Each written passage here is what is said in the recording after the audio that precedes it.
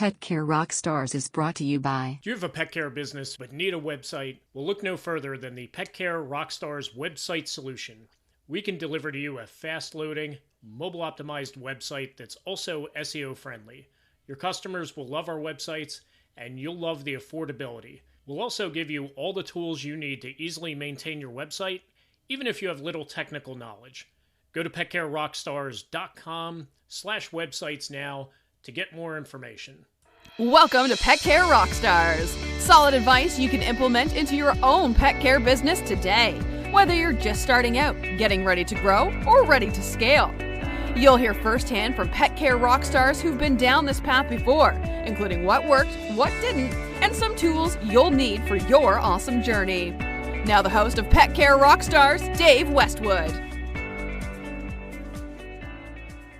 My guest is the general manager of Pet Resorts Australia, which have 2 locations down under. He also is the current director of boarding, training, daycare, and pet sitting for the Pet Industry Association of Australia.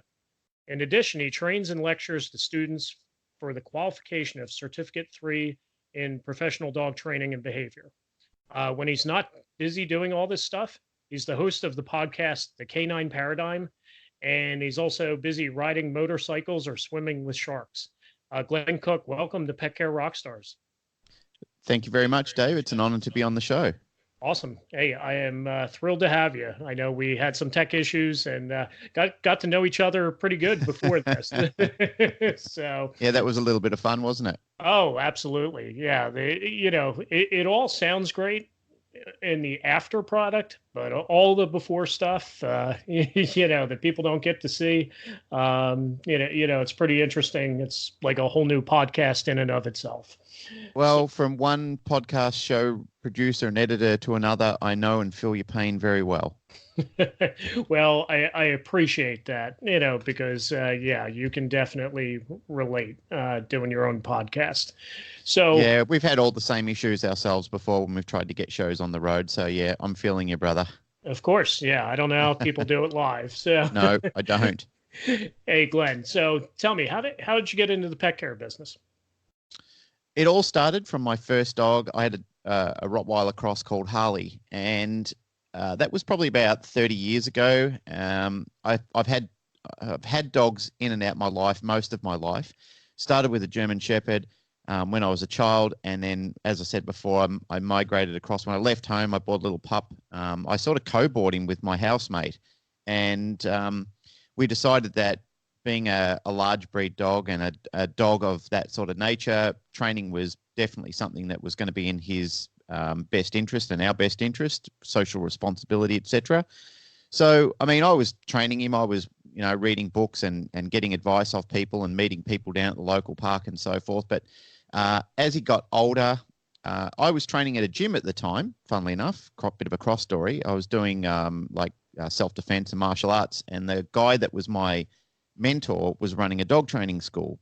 And I didn't know it was a dog training school. I thought he was training greyhounds, because people kept telling me that he had working dogs.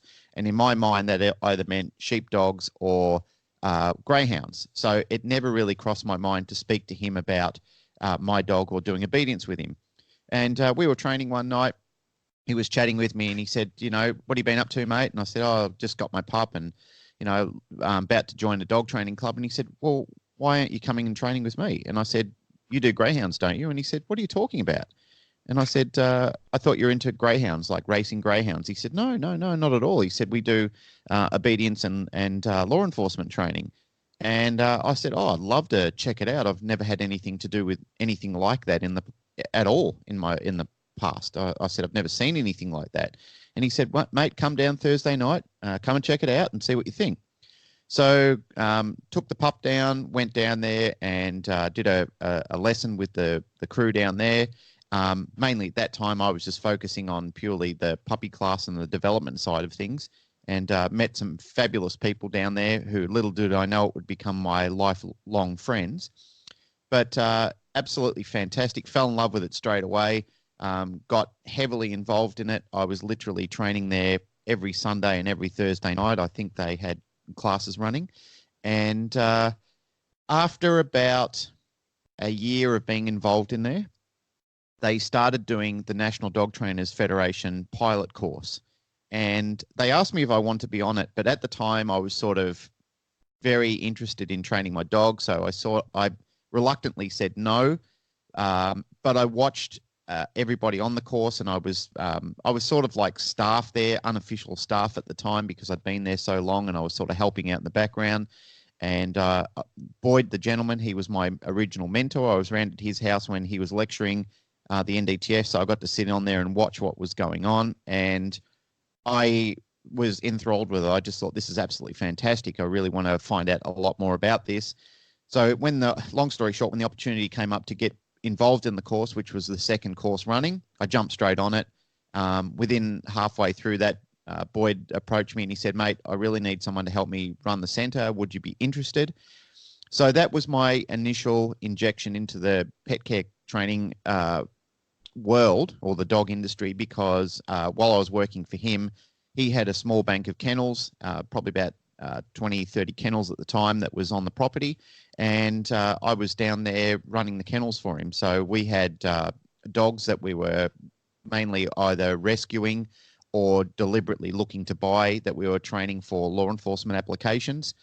So if people needed a personal protection dog, or they were looking for dogs specific for security roles, we were allocating suitable dogs for that job and training them. So I spent 6 or 7 years, I think, working there predominantly, and it eventually came that I became the general manager, or the training director of the facility. So we had dog training centres, a couple of them at the time, and that business was growing as well as the business down at the kennel. So we had my involvement was full-time working with working dogs. So it was absolutely captivating, and I can't express my gratitude enough for Boyd and the people that I was working with at the time, because it was an amazing apprenticeship and a fantastic grounding to learn what I learned today. Well, it definitely sounds like you had a really good mentor, and obviously have applied a lot of that stuff, probably today, that applied when you first started. So that being said, I mean, training is kind of one of those areas in the pet industry, and I know this is something you address on your podcast, that can be pretty controversial, because there's a lot of different philosophies and methods that, quite frankly, are in direct conflict with one another. What are your methods of training, and where do you see some of the pitfalls in the industry as a whole, whether it be in Australia or in other parts of the world? That's a great question. I consider myself, or I've nominated a term called positive first, which is slightly different than the term positive only. There's a lot of, I guess, what would you call it? Labels about what people consider themselves to be. I mean, the main one that people call themselves is either a force-free or positive only, or a balanced trainer. I like to try and escape the term of being a balanced trainer, although I still consider myself part of that genre, for the predominant reason that I like to, when I'm working with dogs, I like them to have a positive first experience with me. And that's why I coined the phrase originally, because I like dogs to realize that I'm not the enemy, and I'm not there to beat them up, like most people on the other side of the fence consider that balanced trainers do, which is totally untrue. However, a lot of people that I know, most people in the industry that I work with, are absolutely and definitely positive first trainers. When they meet dogs, they absolutely want them to enjoy the world of training. Their whole idea is getting across to the dog and finding a methodology of communication that works best for them and the dog, and improves the relationship overall, reduces the amount of stress that the dog has to go through while it's learning that communication technique. So I guess you asked me before, what problems do I see in that area? Well, I think while people are spending more time fighting and bickering with each other, less productivity is adhered to. We lose time and focus on the important things, which is, in my mind, is keeping dogs educated and out of pounds.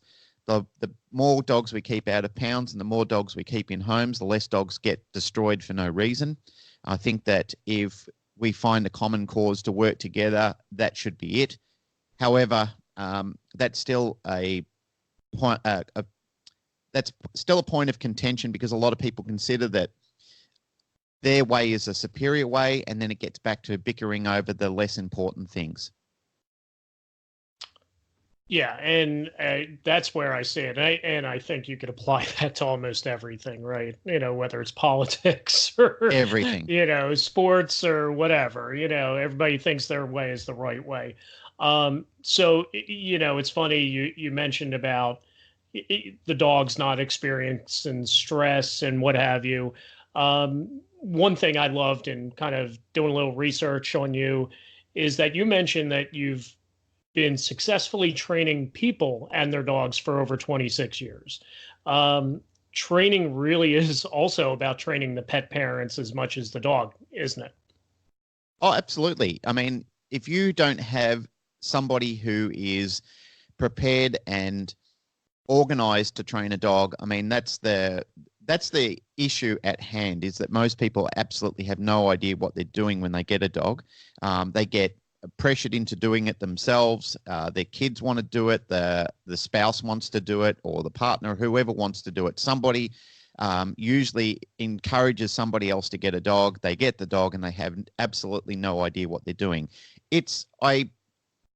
I compare it to learning another language, I guess, and that is that when you first learn to speak another language, you're completely unorthodox. You have no idea what you're doing or saying. You're trying to gesture, and I mean, you do a lot of baby talk with each other. So, very simplified phrases and nouns that people are translating backwards and forwards until years later you can actually hold somewhat of a conversation. And it's not unlike when you're learning to talk to a dog. You've got to learn to experience what the dog is going through, how the dog understands, how the dog prepares itself to live in a human world. And here's the thing, Dave, is a lot of people think that dogs are doing bad behavior. This is one of the things that people tell me all the time. My dog's doing bad behavior, but they're not. They're just doing behavior. They're just doing what they understand to do until they understand differently. And that's what a lot of people in dog ownership or pet ownership need to understand, is your animal does what it thinks it needs to do until it learns differently. So your job ultimately is to bring that education to the dog, because after all, you're saying, live in my world, my rules, my world, but the dog doesn't understand your rules, your world until it's taught. So I find one of the most important aspects of education is that the handler knows what that means and knows how to converse properly with the pet. Once you do that, then it's fair to say to the animal, well, here are the consequences for not doing that because you know how to do it. The problem being is that a lot of people don't prepare their pet for that experience, and then they lose their temper, and then the pet ultimately pays for it, either by being scolded, by being punished, or paying for it with its life, which I think is a terrible ordeal. Absolutely. And it sounds like, that seems like a problem that's prevalent in Australia. Because I think in America, where I'm at, doesn't seem quite as prevalent. But, tell me about that and what that, I guess, atmosphere is like down under. It's prevalent everywhere. There's certainly pockets of it in America and Europe and all over the world. There's constant bickering backwards and forwards about who's right and who's wrong and what to do and how to fix the problem. But there's also some good light at the end of the tunnel there, where there are cooperative groups of people who do want the best for pet groups and pet ownership and are trying to work together and bridge the gap, which is absolutely fantastic. And I applaud the men and women involved in those organisations that are trying to get together and reduce the impact that it's actually having on pets. What I think needs to happen more is more communication and more fellowship, that we get together and we outline what the problems are and try and look at how to significantly reduce them overall. Do you find that to be easier or more difficult in today's world where it's, social media driven, internet driven. Obviously, communication is a lot easier, but in some ways, probably a lot more difficult, because everybody does have their own viewpoint, right? Social media is one of the most wonderful in things that I've ever seen in my life, but it's also, to many people, it's one of the greatest curses that ever existed. And for one of those reasons, when I'm often teaching students on the NDTF course, I remind them that the internet and social media allowed the people that were walking the streets with a sandwich board and a bell ringing and calling out the end of the world is nigh are now following you back to your living room. You were able to walk past them on a street corner and shake your head and just keep walking. However, now they're popular blogists, and they very much hold an active campaign and an active audience as well. And it seems the crazier some people are, the more people will follow them, either for entertainment or they get stuck into wanting to follow them to see what they're going to do next. And unfortunately, with some of these people, if you throw enough mud, it sticks. They get fans, they get followers, they coerce people, they find people who are just as crazy, if not more crazy than they are. And that's, I think, for me, that's a general concern. And many people that I speak to, that's a general concern as well. Yeah, I think people do like to kind of watch the car crash, so to speak. So it's very, it can be an entertaining car wreck sometimes. Yeah. So, getting back to what we were talking about with, training, pets, but also training their handlers. What are some of the difficulties you find, not so much with the pets, but with the people? I think probably the one thing that I keep coming back to is apathy. It's not just in pet care, it's in all industries. We did a podcast yesterday where we were talking about group classes, and we compared that to gym memberships where people will, they'll get on a bit of a buzz thinking they're going to get fit at the start of the year. They sign up, they do about 3 or 4 lessons, and then they cancel the gym membership halfway through the year. And it's not dissimilar to pet care. A lot of people get pets. They do start with good intentions. They do a puppy school, and that's it. The amount of people that I've seen over my career that have started off in puppy school and, now they've got a 2-year-old dog with excessive problems in obedience or even social interaction issues. And you question them and you say to them, look, can you give me a bit of a rundown on your education history with the dog? And they'll say, oh, yeah, I did puppy school. And I'll say, oh, right. Okay, what did you learn at puppy school? Oh, my dog ran around the floor in a vet clinic with a lot of other puppies. And what else did you do? Oh, we did sits and drops. And I said, okay, can you show me a sit or a drop? And they'll say to the dog, sit. The dog will sit for 2 seconds and then get up and stroll away or be distracted by something else. So I guess, in the long version of it, the point I'm trying to make is that people do start with really good intentions. And as they say, the highway to hell is paved with good intentions, but they start with good intentions. Unfortunately, life gets in the way and they become a little apathetic, and the poor old dog pays for it because they don't do enough work. Then they get angry with the dog that they believe that the dog has skills and knowledge, which it certainly does not, because this is the same expectation of putting a child through prep or grade 1 at school in a very, very early elementary level of schooling, and then expecting them to have university degree capabilities. And people do the same with a dog. And I think, wow, that's just not fair. You've given them no chance, and you've given them no foundation to be set up correctly for the rest of their life when you've just given them such a small peek into the expectations that we have for them. Yeah. And I know just in, my business, obviously we interact with a lot of dogs as well. And one thing I see is that they are spoiled to the point where it's like, okay, we don't want to discipline them, or, that bad behavior that they're doing. Oh, that's so cute, or, whatever. and they kind of lose any training that they might have had. Not sure if you find that as well. Yeah. I guess it's what you're prepared to live with. And this is what most trainers and their clients that question should be posed to them is, what are you prepared to live with? What do you want ultimately at the end of the day? And expectation has got to meet reality at the same point.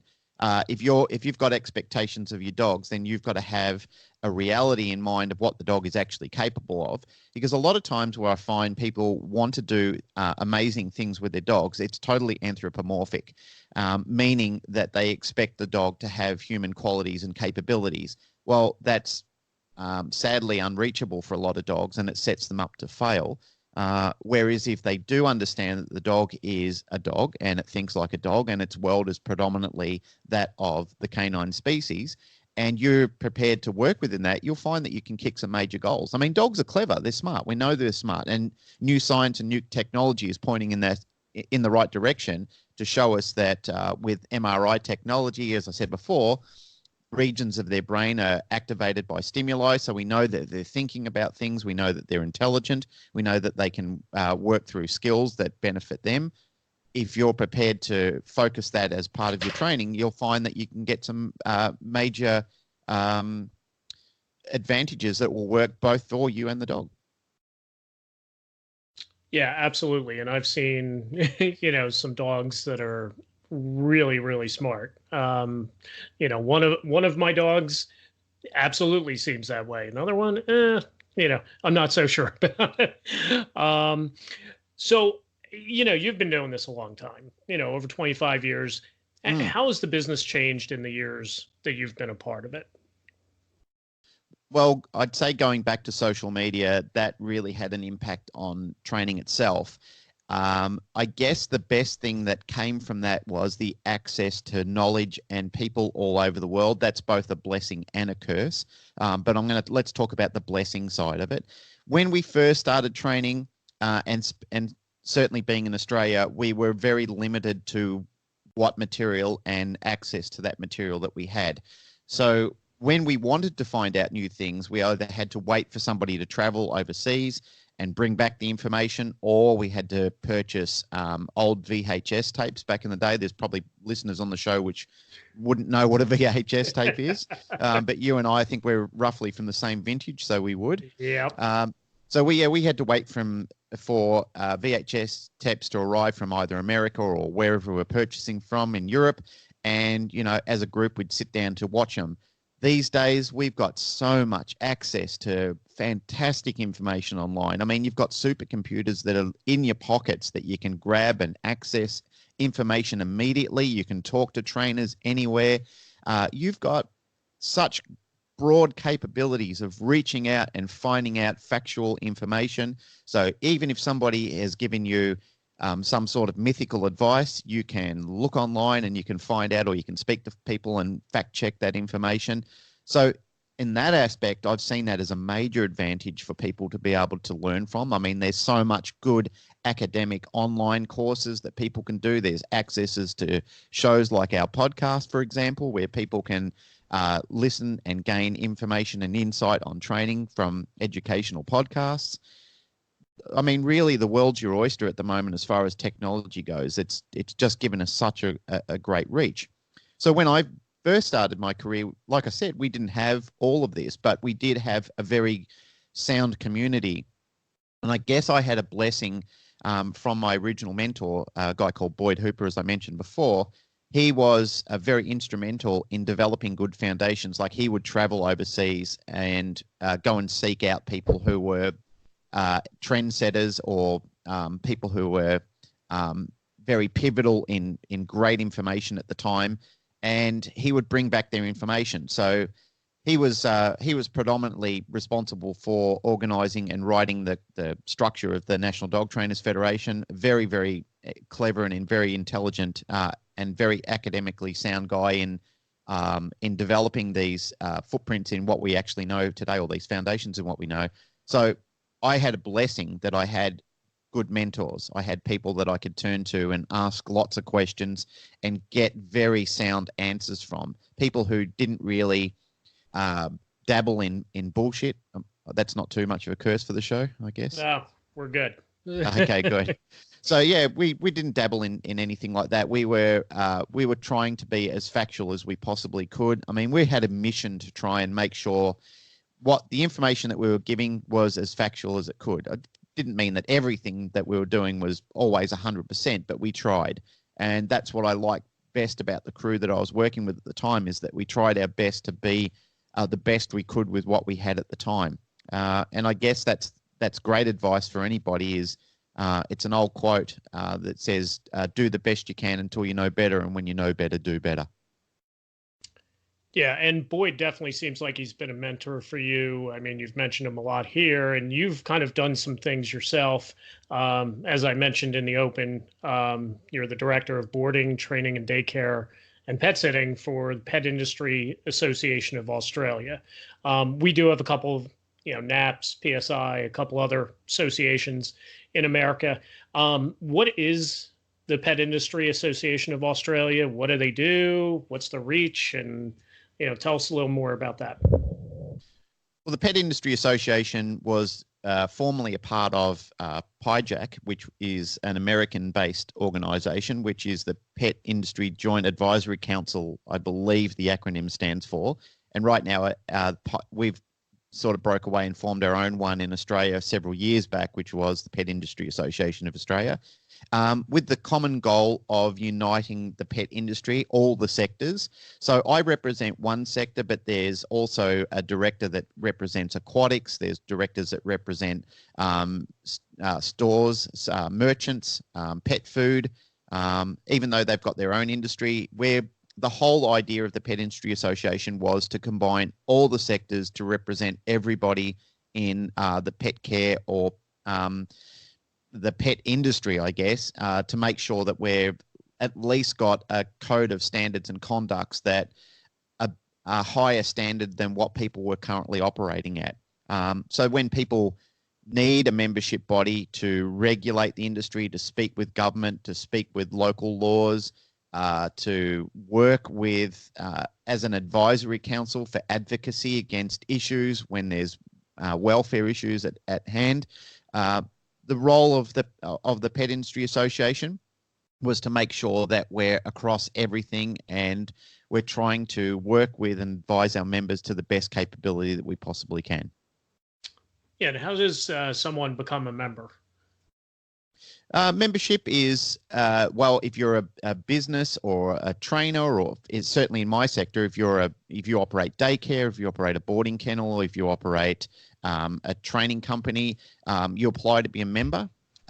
For membership, what we need especially in an organisation where you're either daycare or boarding kennel, you'll be asked to have a audit, which is generally carried out by a local veterinarian, who will come out and check through your facility. And once they tick all the boxes and sign on the bottom to say that they've been through your facility and it's in good working order, they'll send in some photos. I'm usually the person who checks that, or if it's a local business, I'll go out and check it out, make sure that the business is in good working order, that they have good procedures, good standards and guidelines in place.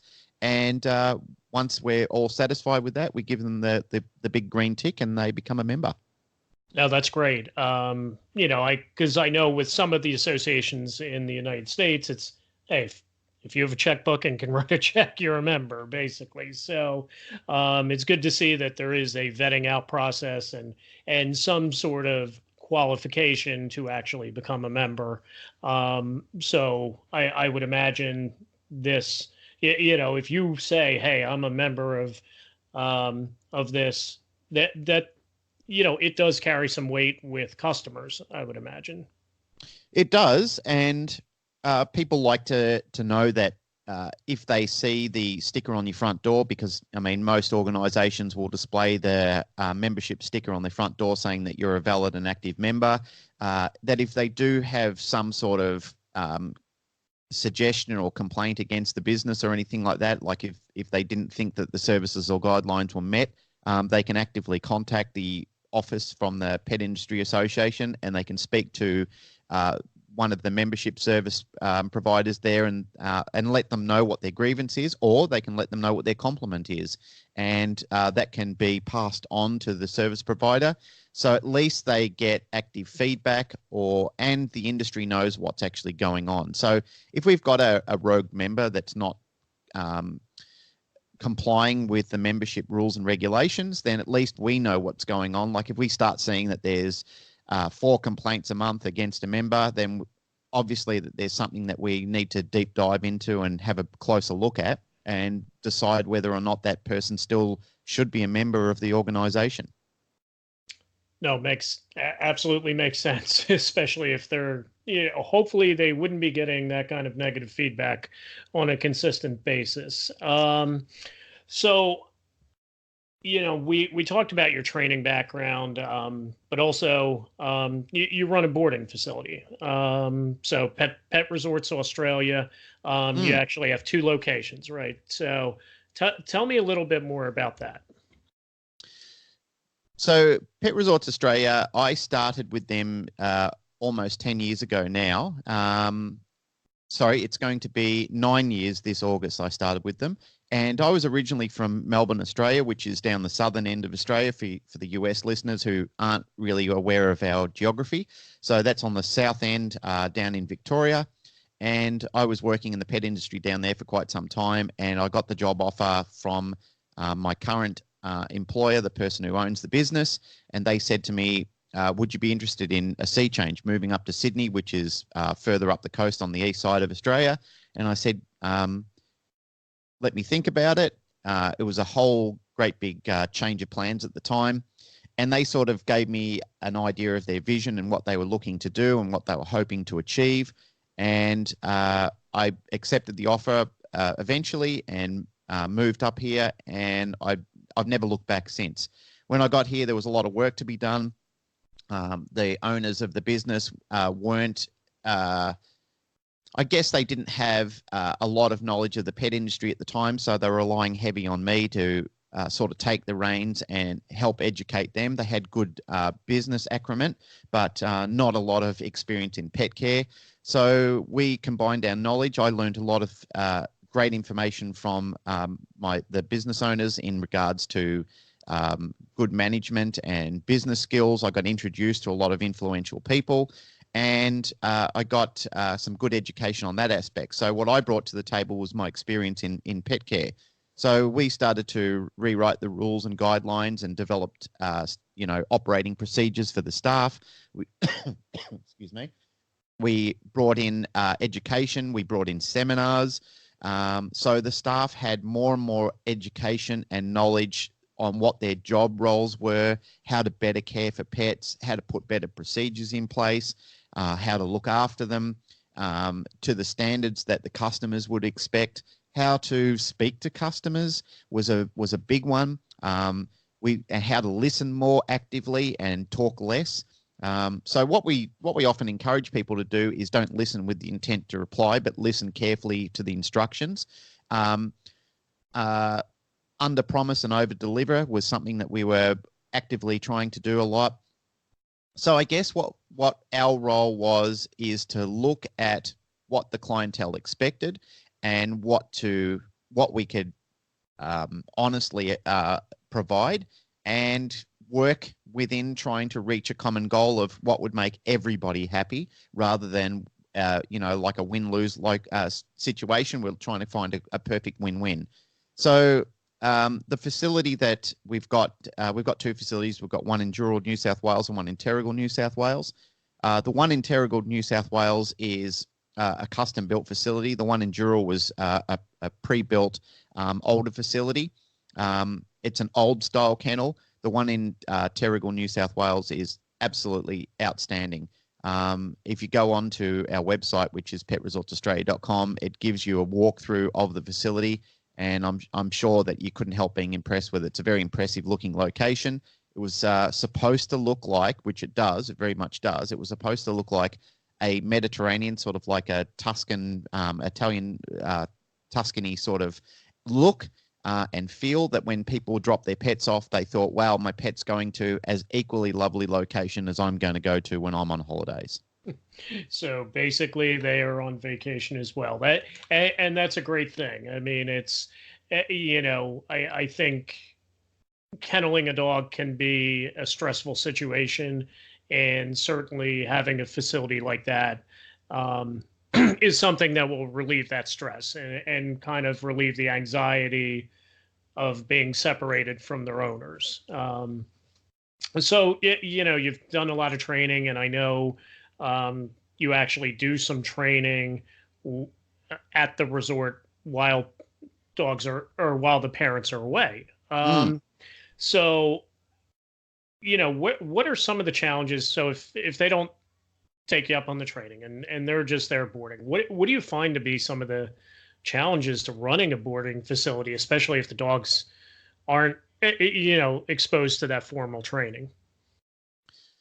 The training is a great aspect in that it provides an outlet for the dogs. It gives them extra stimuli that they can let a little of their energy go. We try and provide a pleasant experience in the kennel as much as you possibly can. There's always going to be stress when a dog leaves home. It doesn't matter whether the dog's going to the vet or it's leaving to go to another location. I mean, stress is something that is a normal precursor in life. Robert Sapolsky talks about it in his book Behave, which I'm a big fan of and I advocate highly. It's a hard read, but it's a very good book for people who are interested in neuroscience and behavior. But he talks about stress. I'm going to get back to your question in a second, but he Sure. he talks about stress and pressure, and people often these days overthink stress and pressure. I mean, there can be too much of it, of course, which is damaging, but stress and pressure are a normal aspect of life, and they teach us how to overcome and adapt to different environments. So in a large scenario, stress and pressure are required to help you become a stronger and a more adaptive person or pet or whatever. So we understand that pets are going to be stressed when they come to our facility. What we try and do is reduce the impact of that stress as much as we can. One of those ways is we, with owner permission, we try and pair up dogs so they're not sitting in a pen alone, that they actually have a friendly buddy who is equal size and equal temperament, equal age.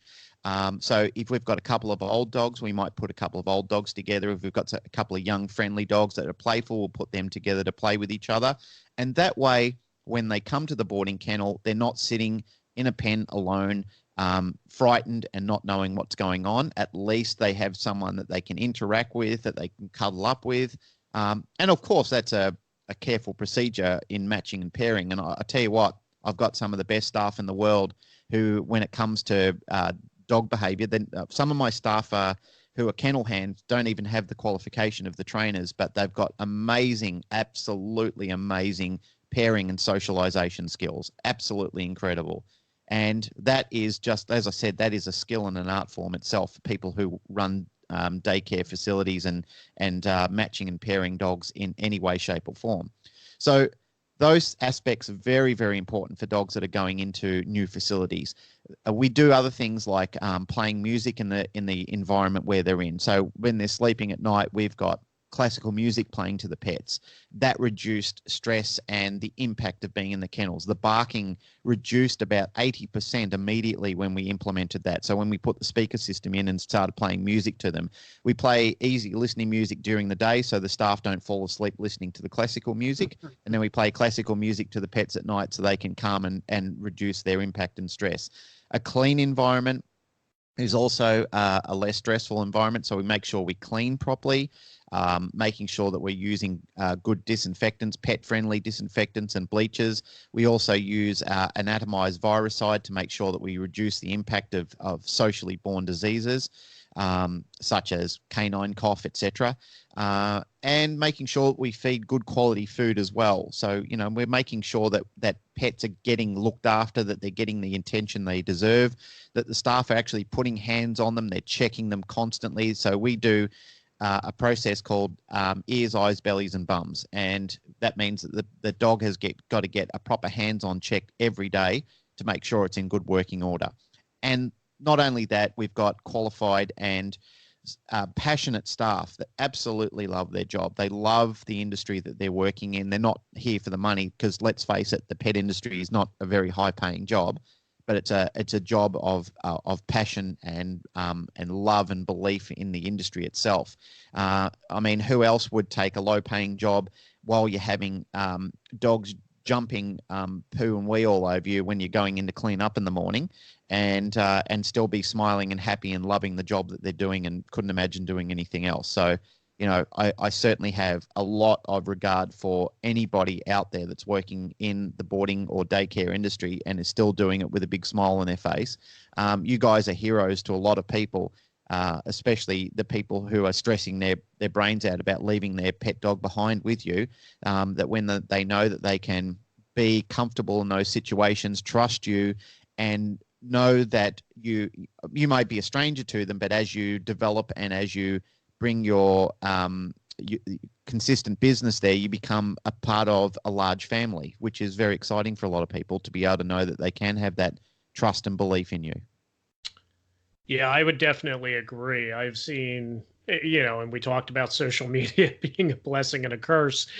So many pet industry professionals suffer from burnout and fatigue just from either overwork or just not enjoying what they're doing. So I think what you just said resonates so well. And it's something that, I see on an almost everyday basis.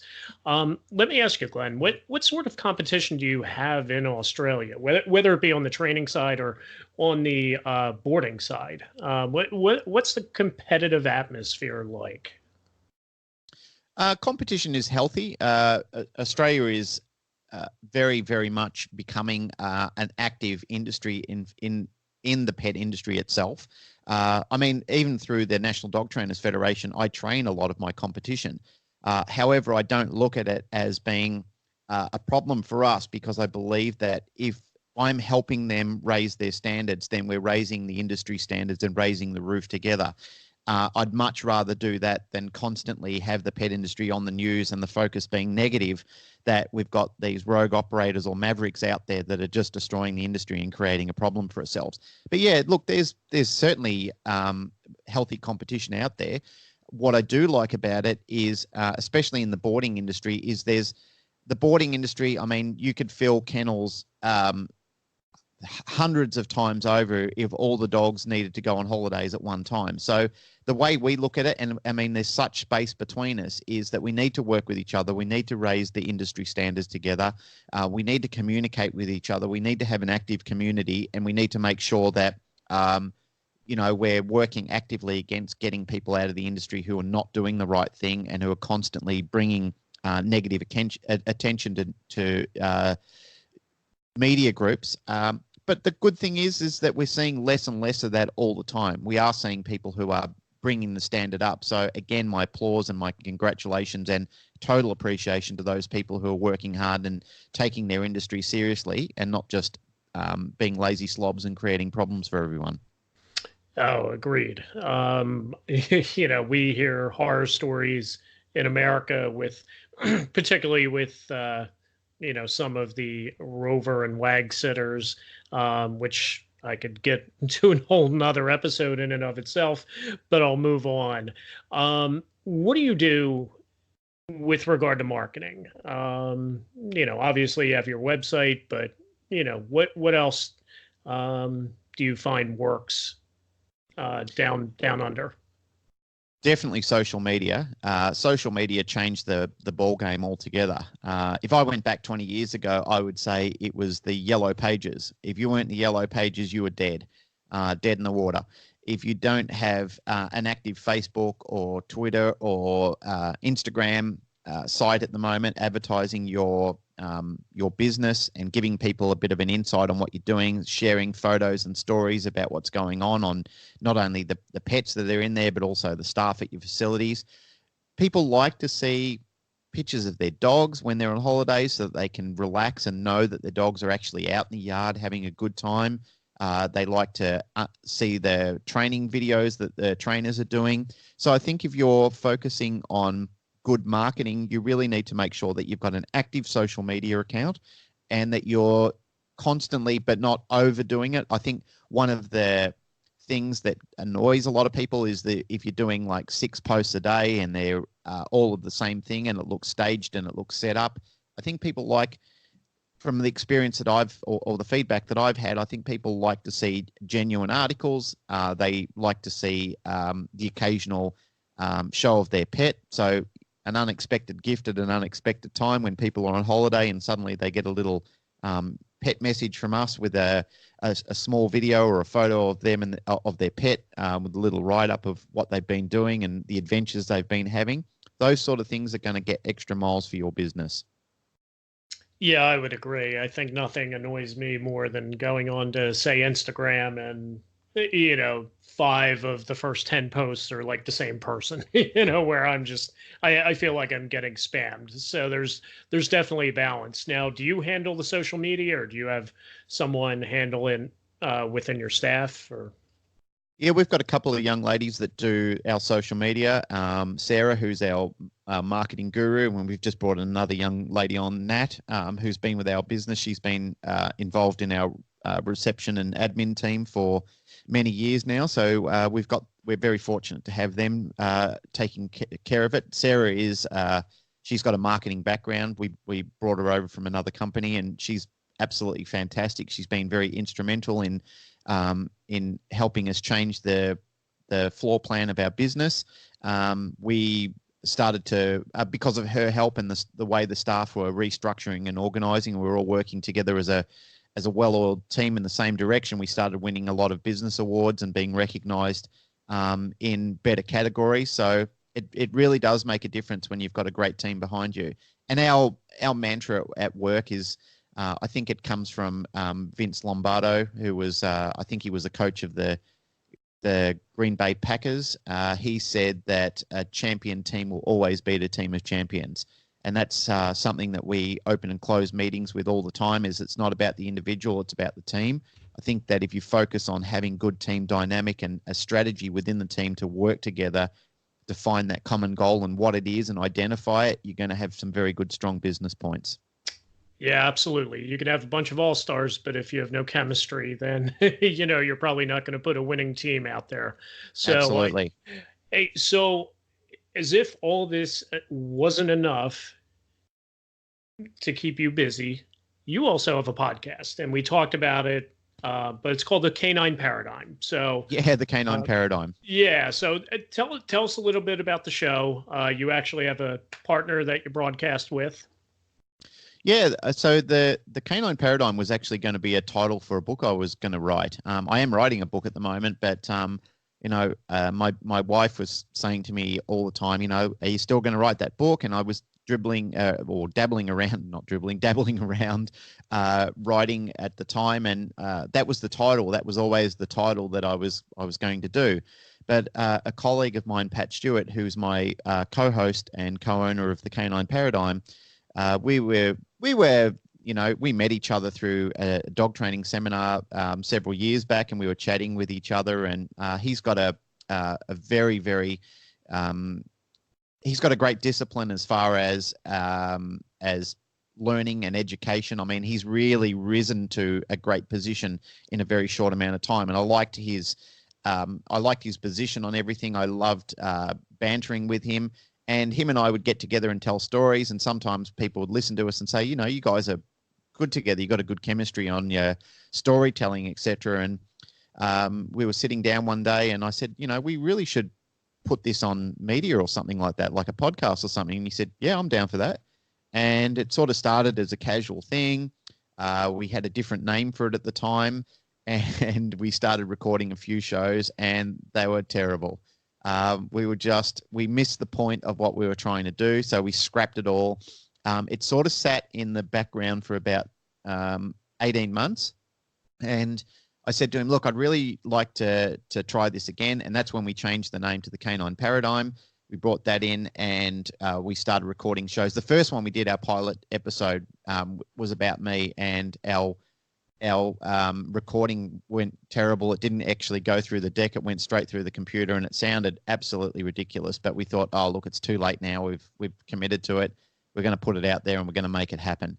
And we learned a lot about podcasting in that time. We learned a lot of the do's and don'ts.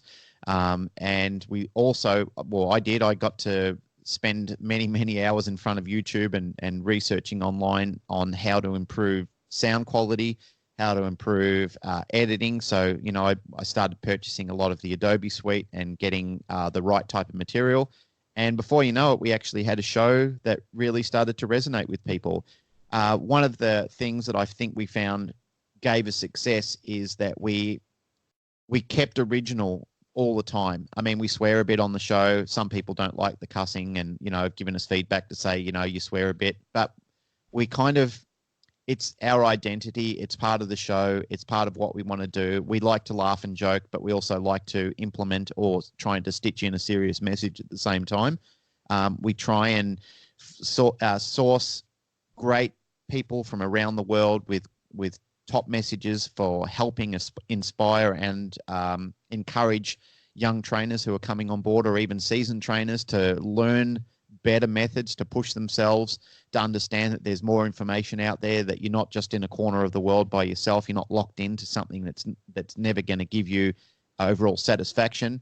And I guess the main thing for us is it's got to be fun at the end of the day. If it's not fun and we're not getting out of it what we want to get out of it, there was no point doing it. But here we are almost 2 years later, and we're still having an absolute ball doing the show.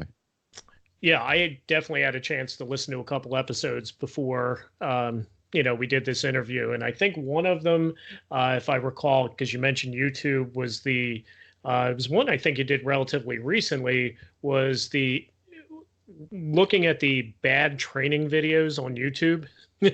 Trainers who bring out terrible videos. Yes. Yes. So I did not get to listen to that one, but I'm definitely going back, because I know you said you like to have fun, and that one definitely seemed like a fun one to have to catch. Well, that one actually had a serious message to it, because that was about people who are archaic in their methods of training. I mean, there was one guy in the States who was training a dog by belting it in the back with a plastic baseball bat or something like that as punishment. And it was just hideous to watch. I mean, we were just cringing watching the video, and it was a message against that type of training. I mean, I know that guy was dealt with by the authority over there, and I doubt that he'll be working in the industry again. Well, I hope not. Or if he does, I hope that he does a complete about face, and that he learns a valuable lesson about what it is to care and be responsible for or having the responsibility of being allowed to train other people's pets and not train them in that fashion. Yeah, and we talked about social media and some of the other things being a curse. I mean, having to sit and watch some videos that, quite frankly, would turn your stomach is one of those things that's a not so great thing about today's culture. So, you've had guests from your show from all over the world. What are some of the challenges or misconceptions in the industry relative to Australia versus the rest of the world? Or is it kind of the same problems and same pitfalls everywhere? It's very much similar no matter where you go. Every country has its slight twist on what the issue might be. I think one of the misconceptions was that in Australia that we didn't know much, and that was certainly true for a period of time. We were reliant on what the rest of the world was doing and felt like we were the poor stepchild who was getting the hand-me-down clothes. However, I really feel it in my bones that Australia is starting to take a front stage at the moment, and there is some exceptional people and exceptional trainers within our own country who are really starting to make headlines around the world, because they're not only great competitors, they're also great educators. And that's a wonderful thing for a small country with a smaller population than a lot of countries around the world. So I'm really proud of many of the people in the industry. I'm really proud that we're really making great inroads to getting our education level up, that we're not only talking about it, but we're also proving it on the stage as well. Yeah, and I think one of the things we've talked about several times during the course of this episode is that worldwide reach that you probably didn't have 15, 20 years ago. Very important.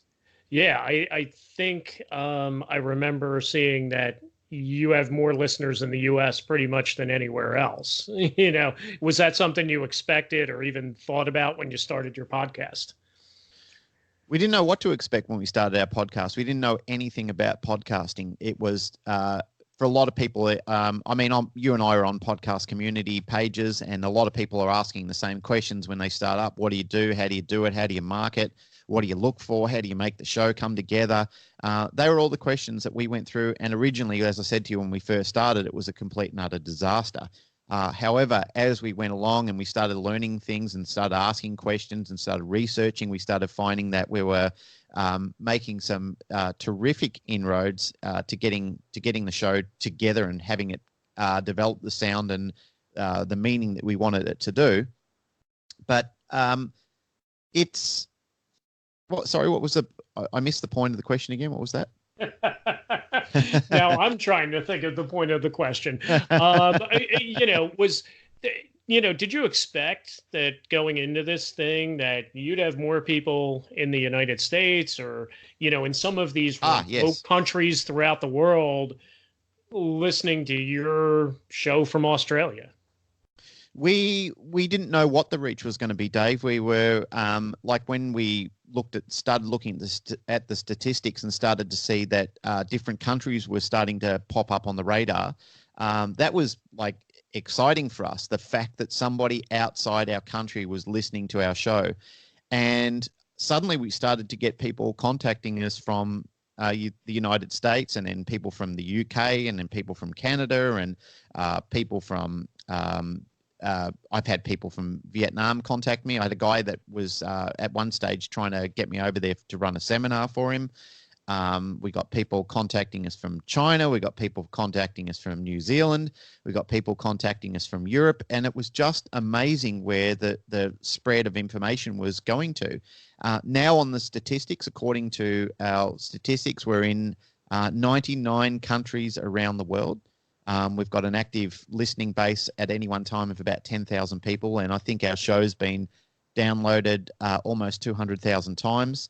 So it really is quite incredible where it went to and how organic it was all once it started to get some legs under it. And I think that probably took us about 6 months before we started to see that reach going out. People started sharing it. People started asking questions. We started getting people interested in being on the show. And I guess there's many thanks to people within, there's people within the United States that had agreed to come on the show and be part of the interview that really helped us get some legs under us. So if you are running a podcast show like yourself and many other people, speaking to people internationally who do have a following of guests of their own, that inspires them to start listening and them to become part of the active fan base and them to push the show to other people, which many thanks and such appreciation from Pat and myself on that spectrum, that we do have people that love and support our show and even financially back us as well through Patreon. Yeah, and Patreon and some of those other things are tools that weren't available. We talked about this before the show, before we started recording, and, it is a snowball kind of running downhill. Once you get it going, it is something that, does take a while, but once it gets going, does have some incredible momentum. So, listening to you today, I have to ask, where do you find the time to do everything? It's, because I think this is a challenge for a lot of people, not just in the pet industry, but just in general, as far as time management and getting the things done that need to get done to build your business. Where do you find that time, and what tips do you have? Well, I guess I'm not one of these people who just works 9 to 5. I'm not locked into a mentality of thinking my job is between those hours. I look at it that I in some cases I have a very privileged lifestyle. In other cases, I've got a very hardworking lifestyle. However, I'm often podcasting or organizing podcasts or mixing podcasts up until 12 o'clock at night, sitting there in bed with the laptop on my lap and going for it in the editing suite. And it's the same thing, like I'm this week I'm actually doing the National Dog Trainers Federation. We've got 16 students outside at the moment who are with one of my colleagues today. I'm fortunate enough to get a day off today. But even on my days off, if emails need to be read and answered, I don't shirk that responsibility. I'm part of the senior management group. I look at it that my responsibility, I've got to have a life myself, which I do. And the owners of my organization are very supportive of times when I need to get out and get away on my bike and go for a ride somewhere to relieve the stress. However, if you want to be successful, you can't just have a 9-to-5 mentality. If you're running your own business, that's not going to work for you. It's just not going to cut it. You got to get out there. You got to hustle. You got to make connections. You've got to network.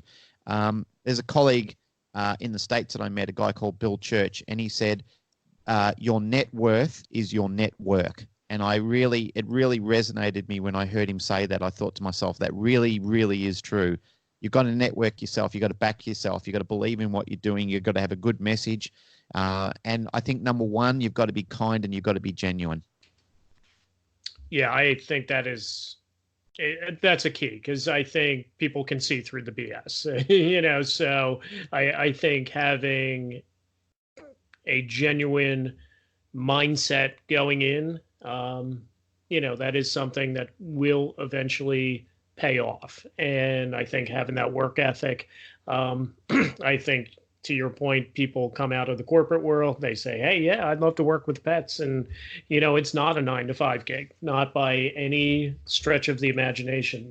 So, well, not in boarding kennels. It's not. It's a 24-hour a day, 7-day a week organization. Absolutely. And when people are on holidays, you're working, or your people are working. So, and I think that's something, a lot of people take for granted. So I'm going to put you on the spot here. So, Glenn, tell us something that maybe your podcast listeners or, other people might not know about you.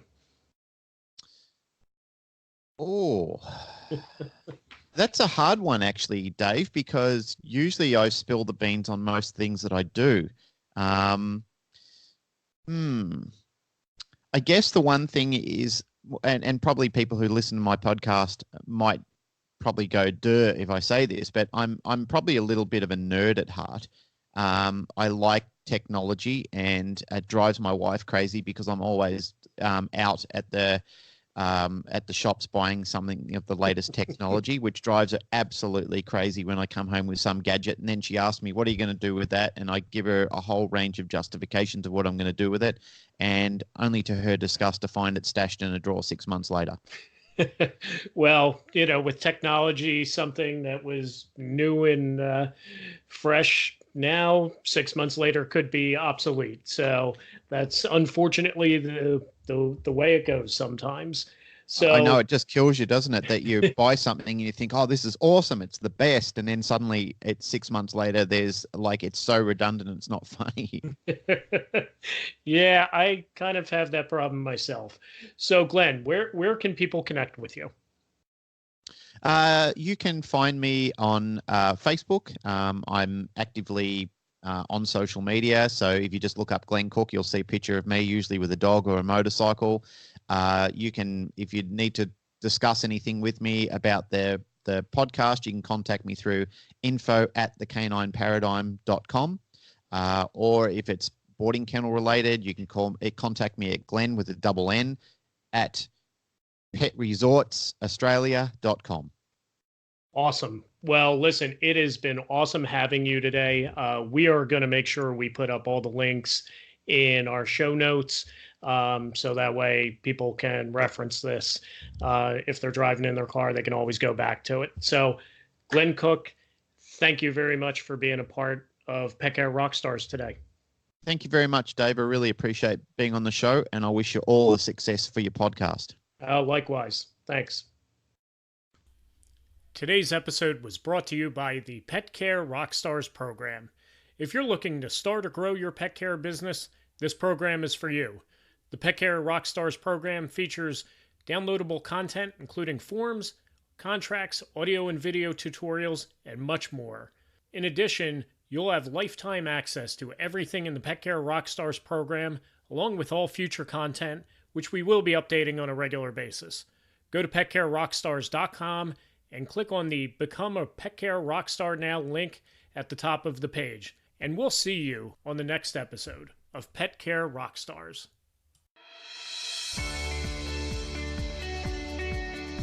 This has been Pet Care Rockstars with Dave Westwood. Thanks for listening. Subscribe to the show so you'll be first to hear new episodes packed with tips and tools for your pet care business.